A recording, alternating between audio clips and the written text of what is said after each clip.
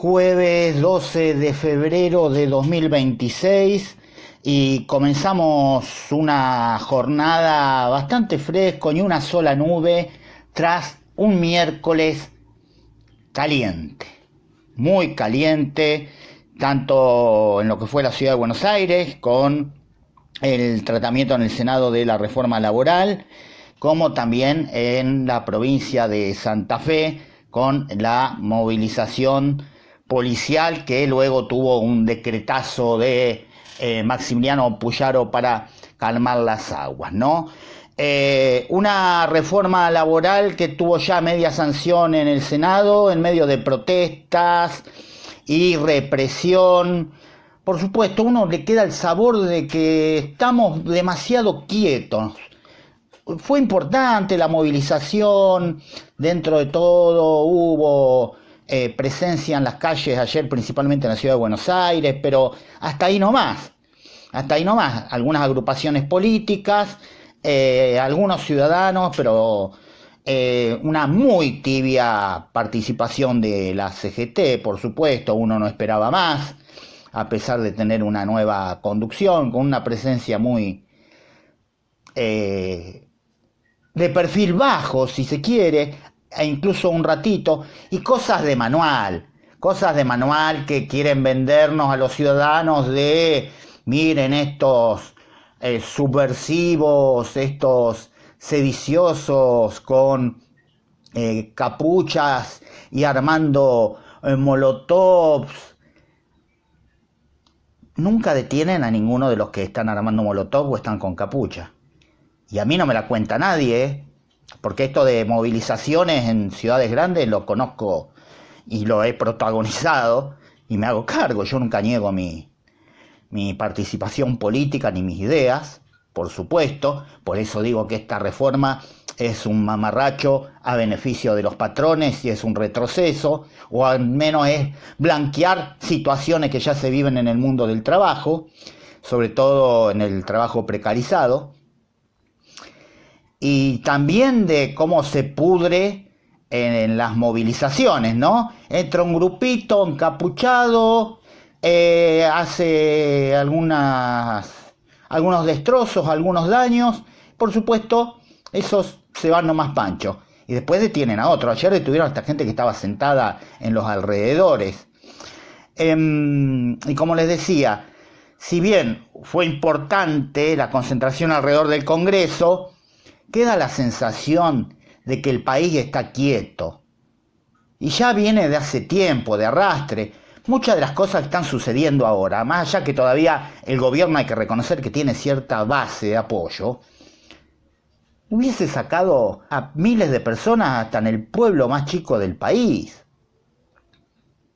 Pero ya lo vemos de hace tiempo, cierta apatía, hasta lo vimos electoralmente, porque si bien una parte de la población castigó a lo anterior, es decir, al último gobierno peronista, votando a Milei, también hay que leer el número de aquellos que se quedaron en la casa en las elecciones tanto presidenciales y mucho mayormente, o un número mucho mayor en las elecciones pasadas, las de medio término, donde fue uno de los porcentajes más bajos desde 1983 de asistencia. Es decir, que ya hay un clima de descontento y ya de no creer en nadie por una buena parte o de una buena parte de la población. Y lo hablábamos un poco en la editorial del día martes, ¿no? Hasta qué punto no hay también responsabilidades de quienes ahora dicen cómo puede ser que la gente haya elegido esto. Y se enojan mucho cuando uno plantea eso, pero es innegable. A ver, la gente no eligió esto por mala. Dejemos de lado ese núcleo duro que estaba esperando a alguien que represente su pensamiento en cuanto a lo que fue la última dictadura, en lo que piensa de las personas con discapacidad, en lo que piensa de las diferentes formas de vivir la sexualidad, etc. O que no trabaja porque no quiere. Eso dejémoslo de lado. Hablo de un porcentaje de la población que espera otras cosas y que se cansó quizás de las formas tradicionales de la política y se vio seducida por una suerte de outsider, digo, porque finalmente necesitó completar todos los casilleros con lo que él decía que era la casta, la vieja política, lo que venía a combatir. Lo vimos ayer, lo vimos todo este tiempo, donde personajes que ya pasaron por varios gobiernos de distintos colores políticos, bueno, ni hablar la propia jefa de bloque de la Libertad Avanza en el Senado, Patricia Bullrich, ex ministra de Defensa, los Caputo, los Menem, Santilli, y me quedo corto, Sturzenegger, y puedo nombrar muchos más que pasaron por gobiernos anteriores. Esta fue una de las jornadas que quedan marcadas en la memoria. Se aprobó la reforma laboral con 42 votos a favor y 30 en contra. Ahí también vemos siempre los que terminan transando, porque necesitas también de aquellos que supuestamente son opositores. Todavía falta ver qué sucede en diputados. Fue una fuerte movilización social, protesta y una tensión que no se veía cerca del Congreso hace tiempo, eso es verdad. La reforma laboral, llamada oficialmente Ley de Modernización Laboral, no es un ajuste menor. Más allá que hubo algunas modificaciones negociadas con la CGT, introduce 28 modificaciones sustanciales al régimen laboral vigente desde 1974. Entre las medidas más polémicas, la posibilidad de jornadas laborales de hasta 12 horas. Con esto se llama el banco de horas. Es decir, si tu patrón quiere que hoy quiero que te quedes 12 horas o te avisa, mañana quiero que te quedes 12 horas, eso va como a una especie de banco de horas que vos podés compensar otro día. Es decir, no existe más el pago de horas extras, o no va a existir más de aprobarse esta ley, que todavía tiene que pasar por diputados, pero todo indica que va a tener también la media sanción que le falta allí, lamentablemente. Sino que, bueno, mirá, hoy necesito que te quedes 12 horas, pero mañana te dejo que te quedes 4, o el día que a mí se me ocurra, obviamente. La reducción del costo de despido, ya el cálculo de las indemnizaciones no va a ser como es actualmente, sino que va a haber como una especie de caja, ¿no? Un porcentaje de tu salario mensual va a un fondo, y lo que haya en ese fondo, cuando te despidan, renuncies, o de alguna forma te alejes de ese trabajo, bueno, esto es lo tuyo. La prioridad de los acuerdos individuales por sobre los convenios colectivos, las restricciones al derecho a huelga, especialmente en sectores considerados esenciales, porque ahora se amplía lo que es esencial, es decir, que tiene que garantizar de alguna forma la actividad. También incorpora un nuevo fondo de asistencia laboral financiado por empresas con recursos que hasta ahora estaban destinados a seguridad social.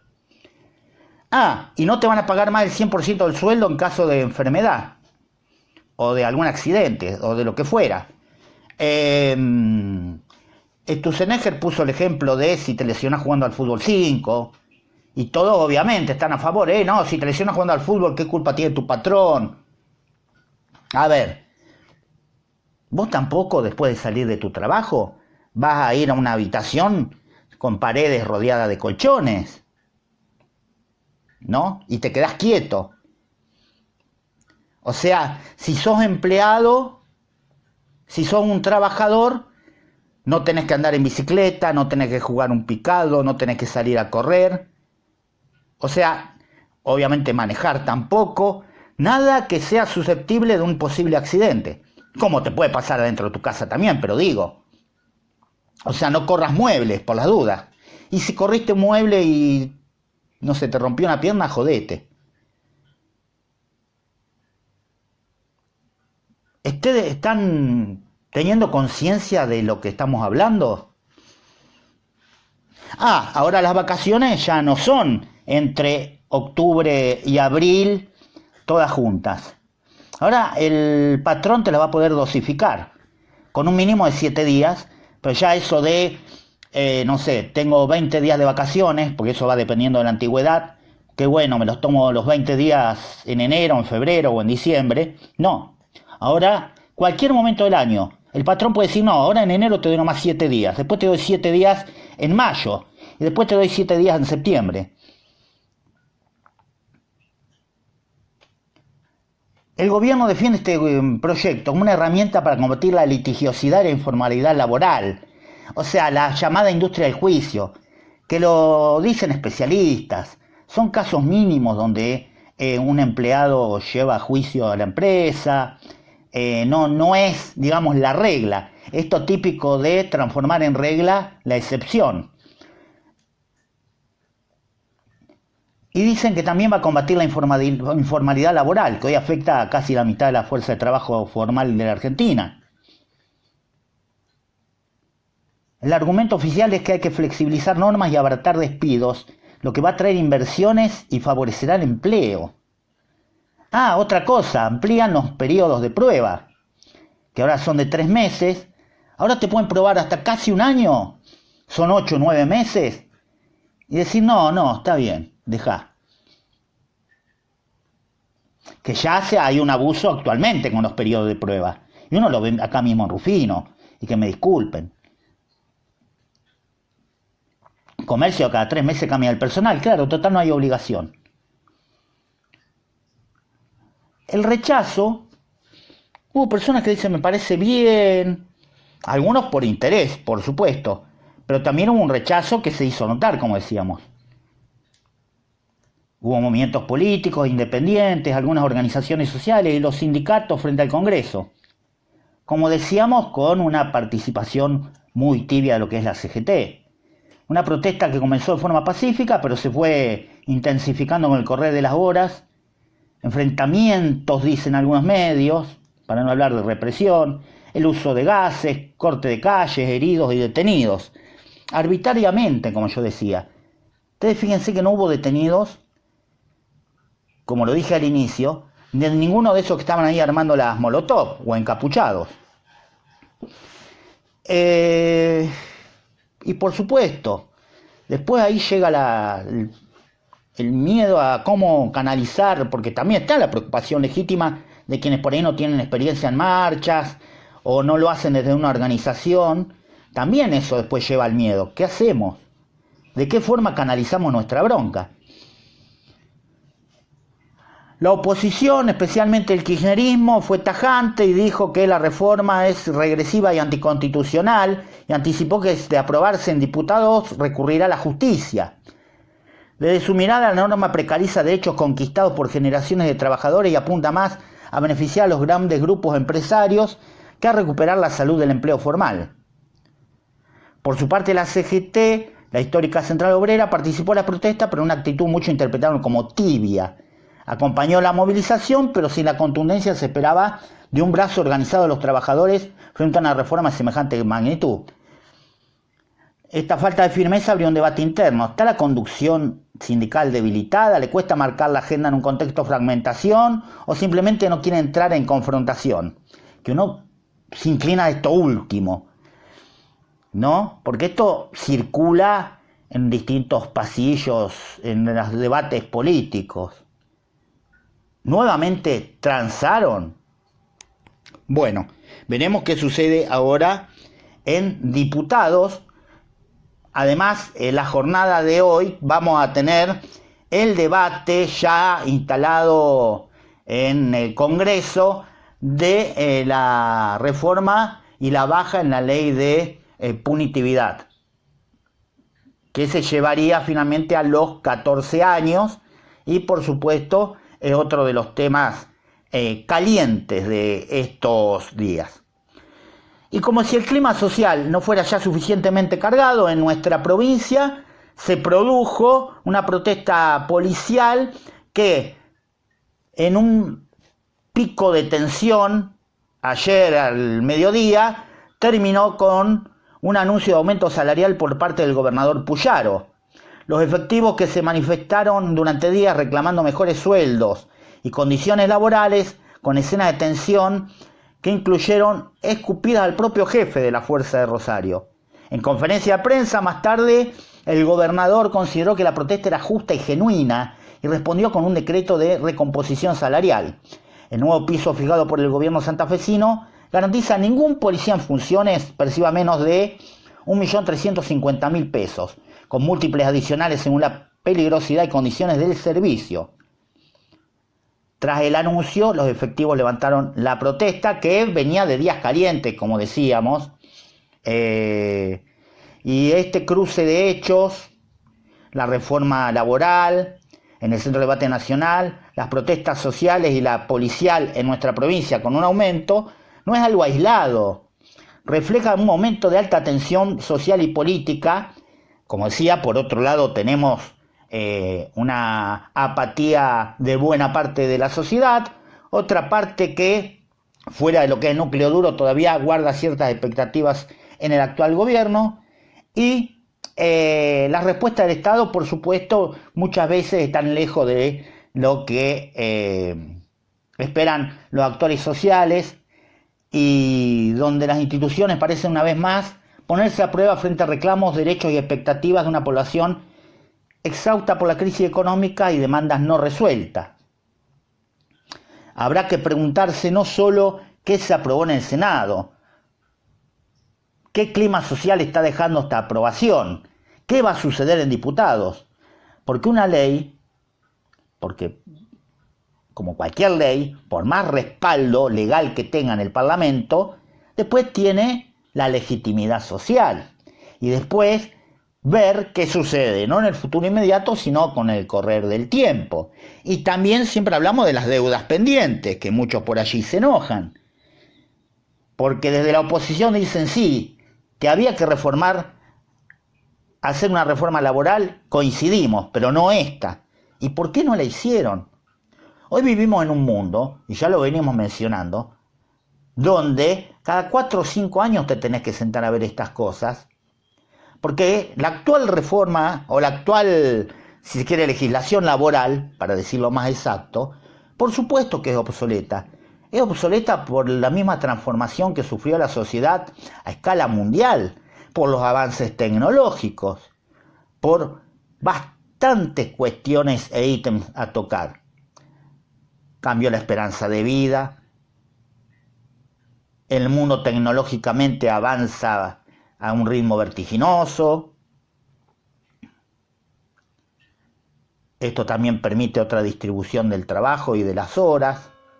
Es decir, hay muchísimo para plantearse en cuanto a la necesidad de una reforma. Pero ahora tenemos una reforma que retrocede en los derechos más elementales. Y por el otro lado lo mismo. No, porque hubiese hecho falta una reforma. ¿Por qué no se adelantaron a los hechos? Porque una reforma de este calibre tampoco es que la podés reformar todos los años. Esa es otra de las cuestiones. Ahora, si se aprueba también en diputados y si se promulga, obviamente, bueno, hay que ver las consecuencias en los próximos años. Y, por supuesto, son muchas de las deudas pendientes. Lo mismo pasa con esto de la baja de la edad de punitividad. No, porque en realidad habría que atacar las causas. Y los que dicen habría que atacar las causas fueron gobierno. Y no fueron gobierno 4 años, fueron gobierno 12 años, 16 años. Y sí, me refiero al peronismo. Hay que atacar las causas. ¿Y por qué no lo hiciste? O al menos, ¿por qué no empezaste? Porque hay que hacer esto, porque hay que crear más centros de contención, porque hay que estar atentos al consumo, porque donde hay un problema hay que intervenir, donde vemos un chico en situación de una familia con consumo problemático, hay que intervenir, hay que crear diferentes espacios, hay que intervenir con diferentes tipos de profesionales. Sí, ¿y? Esto es Entre Líneas. Estamos en Radio GPS, mi nombre es Rodrigo Jiménez. Quédate y participá. Yo también quiero conocer tu opinión. Hasta ahora no conozco la opinión de nadie de los que está del otro lado.